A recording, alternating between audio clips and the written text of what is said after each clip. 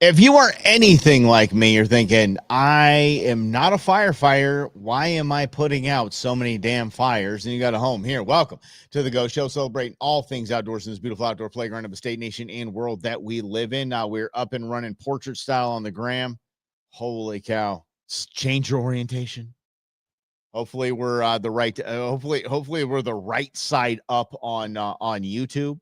And away we go. We are off and running. Thank you for being here. This is one of the fires. There's several fires that have been put out. And one of the fires has to do with the commission awards, which are January 17th in Phoenix. And if you want to go and check out some people that are just wheels off, sold out for conservation, that is definitely the place to be. What a great thing. The awards given out for media of the year. It's important.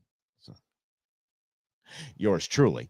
And there's a lot of conservationist of the year. Just there's achievement awards, there's special awards. It's just awesome. The commission gets together and votes on very worthwhile peeps to receive this awards every year. IMC the event. So come on down, check it out on January 17th at the Point Tapatio Cliffs. That's how Siri says it. Tapatio. So come check it out and have a good time. But putting out a fire there, and then Wildlife for Tomorrow, which I love. I'm the VP. Wildlife for Tomorrow, the fundraising arm of your Arizona Game and Fish Department, is participating in a golf tournament, charity golf tournament. And we're just, one of the holes, hi, we're Wildlife for Tomorrow, this, that, and the other thing. And somebody came up with the idea of why don't we have some wildlife out there? We have some ambassadors. We can take a bald eagle, take a hawk, take an owl, something like that. Wouldn't that be cool? Bring people in, so you kind of check out what we do at Wildlife for Tomorrow. So I had to make a quick call when I was just kind of let slip that the idea was floated that we're going to bring animals to a charity golf tournament. By a show of hands, who has been to a charity golf tournament? Anyone here? I've been to several of these things. It is a drunken you-know-what show. So I was thinking, when you think of an idea and then a movie plays in your head and you're like, yeah. Only movie playing in my head was not people coming up going, wow, you guys support wildlife. Here's some money. That's not what played in my head, which I would hope would be the case, but not. So what I might just drunken guy, hello, birdie, come here. I got a little egg for you, birdie. Yeah, that's what I suspected was going to happen. And then the Game and Fish employee sitting there with the bald eagle on her arm. It's like, quite literally can kill you. Can we just stop now? Yeah, drunk man. So, yeah, I had to go put out that fire, and I just, kind of doing that little things. Yes. A one pup date before we get to Slavo's quote of there is no participation trophies in the outdoors, which I said we would talk about today. No participation trophies in the outdoors. A pup date. Dude, can we just give a little round of applause for my man Boone? Yeah, just a little round of applause for my man Boone. We have very dear, wonderful, beautiful, awesome friends that are away and out of the country right now, and their son's dog came down with parvo, which is just the worst thing a dog can come down with. And so that their son could not take care of the dog and they were already out of the country before this went down. So they said, Queen Bee, Mike, can you help out with the dog? So I've been going and getting the dog every morning, bringing the dog back to the house at night, and the dog's been chilling here. Her name is Tesla, and she is hanging out here with Boone, and Boone has been quite the gentleman and quite the host, and I just wanted to give my man I've been giving him treats like crazy at night, like loco treats. He's been, having some stomach issues. Dad's been giving him so many treats. So he is good, and he's just proud of a man for doing that. Yeah. Yeah, trust me, Boone's been trying to get it. He's been, hey. I think that's why, too. He's like, there's a girl here. I think that's what he is, a big dummy. Oh, there's a girl here. Yeah, so he does a little spin around thing and try to bark and try to be all tough and cool, and yeah. Old Boonster. Yesterday, we had a discussion, a very brief discussion, but I wanted to bring it to today because I think it's a deeper discussion. And I hope Slavo joins us so Slavo can jump in here because this was his idea. No participation trophies in the outdoors. Now, as at least I play a mild-mannered, level-headed human being on air and level-headed host, I think there's two sides to this argument. I am and always have been I think a solid balance as an outdoor dad between my kids get whatever the hell they want and I'm a good dad and I don't give them whatever the hell they want. More towards giving them whatever the hell they want. I'll admit it. And this is why I want to have this conversation, because I'll admit, as an outdoor dad, I have done a lot of the things, a lot of the, what do we call it? You know, we always say embrace the suck of, you know, being in an outdoor environment sometimes. I've done a lot of the sucky stuff so my kids didn't have to, right? How about no participation trophies, period? I'm down with that, Chris, for sure. But except for dead last. Yes, dead ass last is one of the trophies at the Conservation Cup for Wildlife for Tomorrow. And this is it's if you're last, you get a trophy. Dead ass last. And you know it, why you got a trophy. So no participation trophies is the distinction there, Chris. But as a dad who has had to fight with this, not just letting the kids just have this, greased skids, kind of flow your way through the outdoors, and making sure they want to come back, right? Spare the fishing rod, anger the child. There we go. Loving that, buddy. That's a good way to put that. That's hot. But as a dad, I think that's why I want to have this conversation, because I can see both sides. It's first time we go camping, we're sleeping under the stars. That's right. We're gonna go ahead and just sleep on a rock here.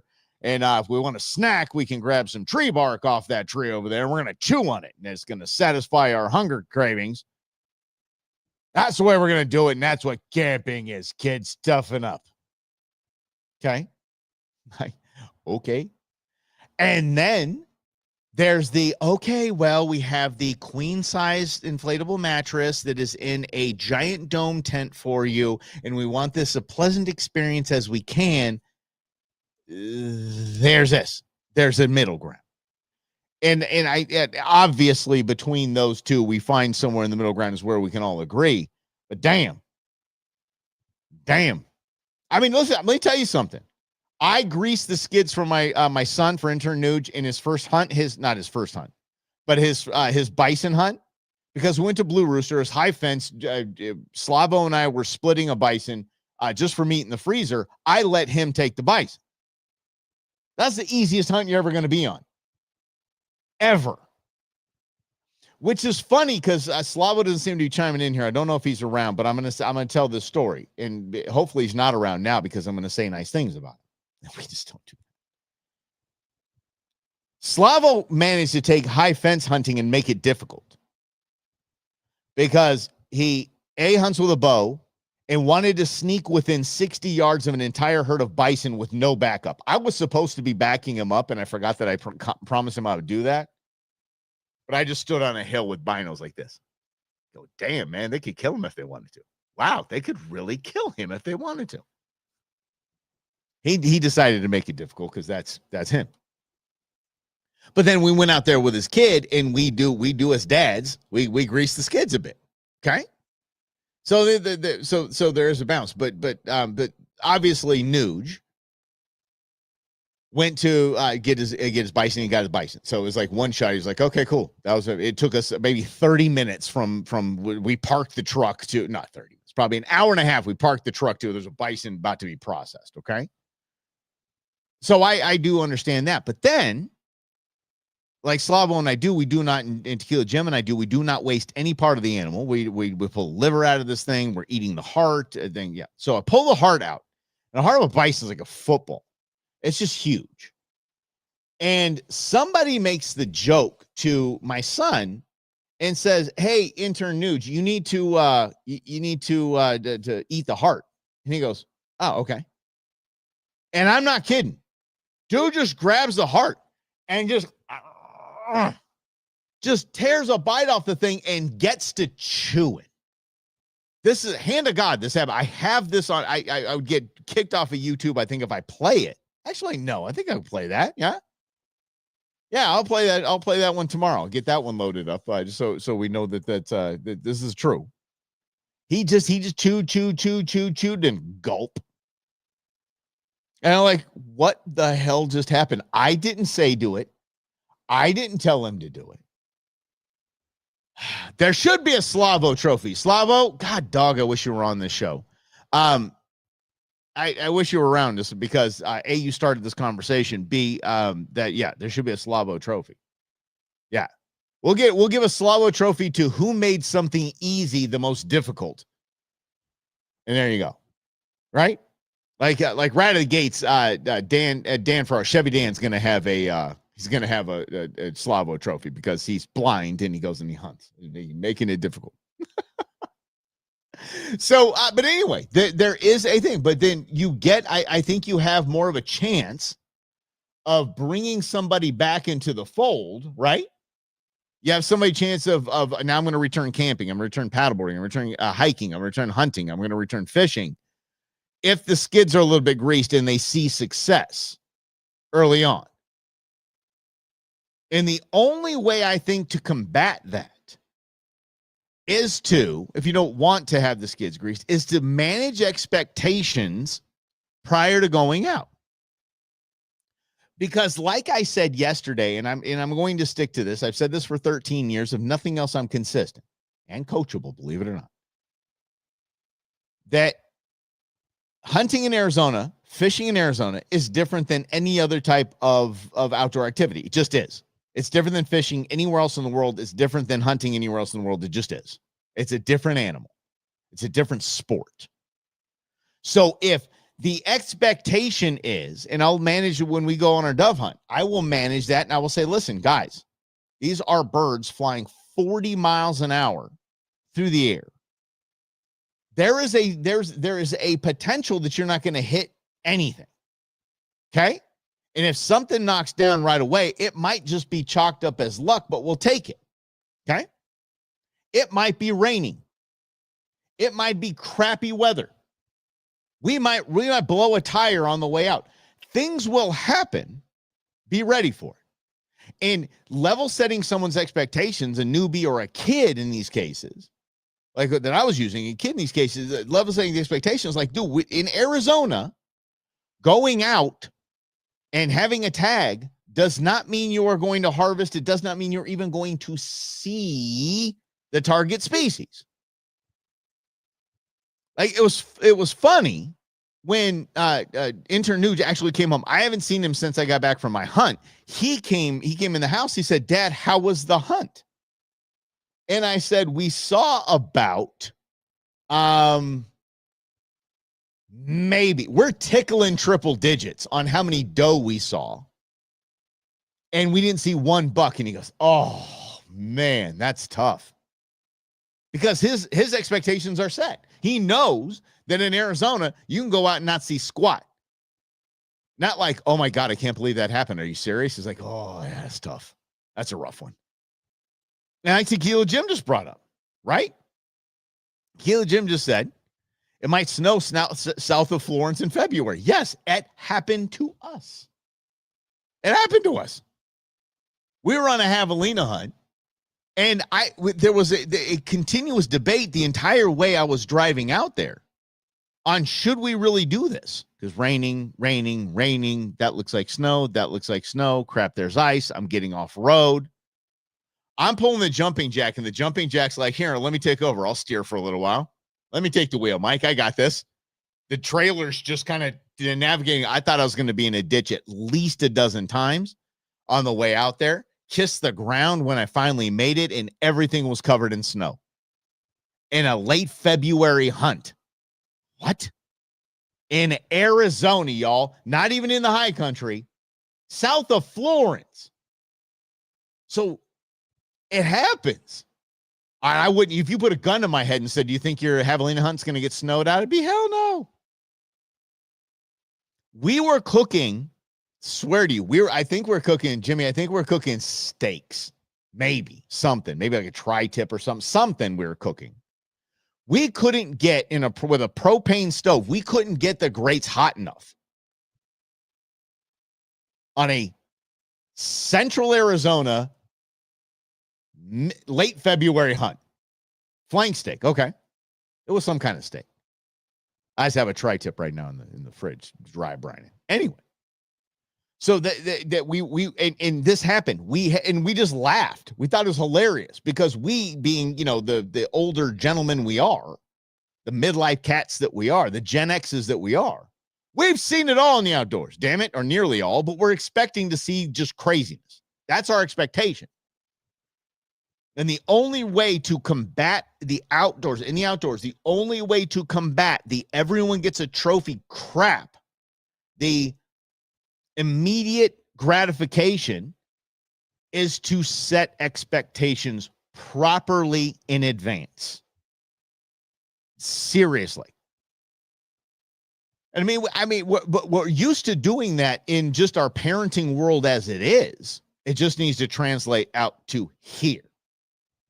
And that's right, Grizz, not older, just more life experiences. Is correct. And those experiences were, if you have a day, son, daughter, newbie going out hunting, and they have an entire day, I'll tell you every story about crap that went wrong on every hunt that I've been on. And most of those are self-inflicted problems.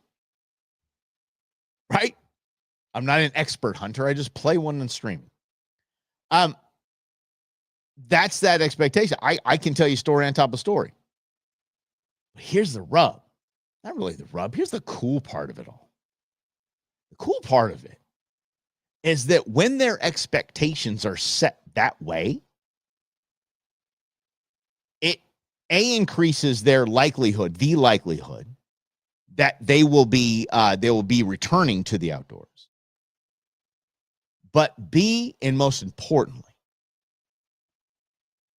it gives them, especially when something goes wrong or they don't see a doe, don't see a buck, but they saw 100 doe. It gives them the best story and puts into their story arsenal one of the greatest experiences ever. Some of the biggest BS that's ever happened to us outdoors become the best stories that we tell. If Jim and I went out last weekend and by Friday afternoon, we had both tagged out, it'd be a story. Wouldn't be a great story by any stretch. Be like, yeah, with 6B, we thought they were in this area over here, so we went there and we saw 2 bucks and we harvested those bucks and that was it. That's a crap story. The story that gets to be told is 2.5 days of covering a ton of ground and seeing more big game in those 2.5 days that we've seen in our life in Arizona combined, most likely. And not one of them being the target gender. Not one. And don't you dare think that the discussion was not brought up by me, because I'm, the weird one, of can't we just knock a doe down and say it was identifying as a buck? There's got to be one of them out here, doe that's looking kind of buckish. They all look buckish, by the way. It's some big doe. Huge doe. But you see, young Justin was with us. And he now has a cool story. He's got a cool story. He also has a story of, I went out and by 9 a.m. I tagged out. He's got one of those in his pocket. And now, at a young age, he also has I can't believe how much ground we covered on this hunt and how many doe we saw in not one buck. He's got that story. Not like I'm just going to pretend that didn't happen. Hell no. Those are one of the best stories you're going to have. And there are some big girls out there. Woo! Those doe got the cake. They got that cake. Is that the cool kid saying? Beans? They got that cake? Who am I kidding? Beans in here. Beans is actually on her internship on her way to Monterey. And she posted a picture that was just absolutely unbelievable. I'll share that with you tomorrow. of her first night out on this kind of outdoor road trip to Monterey and back with her group. Fantastic. My God. Wow. What an adventure. She is going to the beach to pull out in tidal vertebrates or tidal invertebrates. Don't know. Tidal something vertebrate or vertebrate. And she's bringing them back to, they're all bringing them back to NAU to study them for the rest of the semester and to do that kind of thing. So cool. Way cool working internship and to help the professor in one of their published articles. I don't know how it works. Beans I appreciate that, Grizz. Beans definitely she's a fine young lady. She'll be all right. She'll be all right. And Boone is her dog, by the way. So that's going to be interesting when she moves back home. We're going to see how this all works out. But Dad's still going to be buying food, I assure you. Dad's still paying vet bills, I assure you. Dad's still buying treats, beds, whole nine yet, I assure you. That's really what it's going to go down to. So, but anyway, she has been out and seen the suckiest of suck when it comes to hunting and fishing. And she's had the best of times in her young years. So that is what to me is the going back to the no participation trophies in the outdoors is the bigger, the more opportunities you get to have these kind of stories and memories, the better. When they happen, you'll know it. You'll know it right away. You'll be like, they're gonna be talking about this. They'll be talking to my great grandkids about this because it's awesome. I took the entire fam bam on a camping trip and I forgot the 10 poles pre-jumping jack. Not kidding. Forgot 10 poles. And it was actually my niece's as intern Sarah's first time camping. It was a long drive to Walmart, y'all. It was a long drive to find a Walmart in the middle of the night. Yep. But everybody knows the story. They're even telling parts of the story where I have no idea it happened. I was like, I don't know. Yeah. But I'm sure it'll be something like, oh, yeah, it's a dad or Uncle Mike. Oh, yeah, he's drinking. No mas. Anyway, thank you all for hanging out. We're going to, what did I say I'd have for you tomorrow? I'd have intern Beans. I'd have intern Beans picture of her. That's pretty rad. With the kind of the sunset picture from her first night out on the internship is really cool. So, and we'll get some other things together for. I'll bring up the picture that the heavily. Oh, by the way, Tequila Jim, back me on this. Yes, Chris, thank you. Yes, thank you for not saying mast. So the javelina hunt that snowed out. We woke up the next morning and there was just fresh snow on the ground. It's just absolutely beautiful. It's crazy. And I was standing behind the jumping jack, just sipping on coffee. And I told Tequila Jim, like, come here, dude, you got to see this. Because I'm not believing what I'm seeing. You've got to see this. And I'm not kidding. So the jumping jack is a trailer, and then it folds out like this, and then each side, that's where the bed is. Those flaps essentially from the top become beds. Under the bed I was sleeping, the bed I had that was there all night. Perfect javelina tracks in the snow, right under that bed, right by the wheel of right by the tire, just right under the bed. Didn't see a javelina the rest of the time. Yeah. We got that story all locked and loaded. That's right. You guys, thanks for hanging out. No participation trophies in the outdoors. By God, I'm telling you. But there's a way to combat that in this world of everyone gets a trophy. So thanks for hanging along. Thanks for chiming in. And we'll see you tomorrow right here on The Go Show. Celebrating all things outdoors in this beautiful outdoor playground of a state, nation, and world that we live in. Have a great rest of your day, everybody. See you mañana.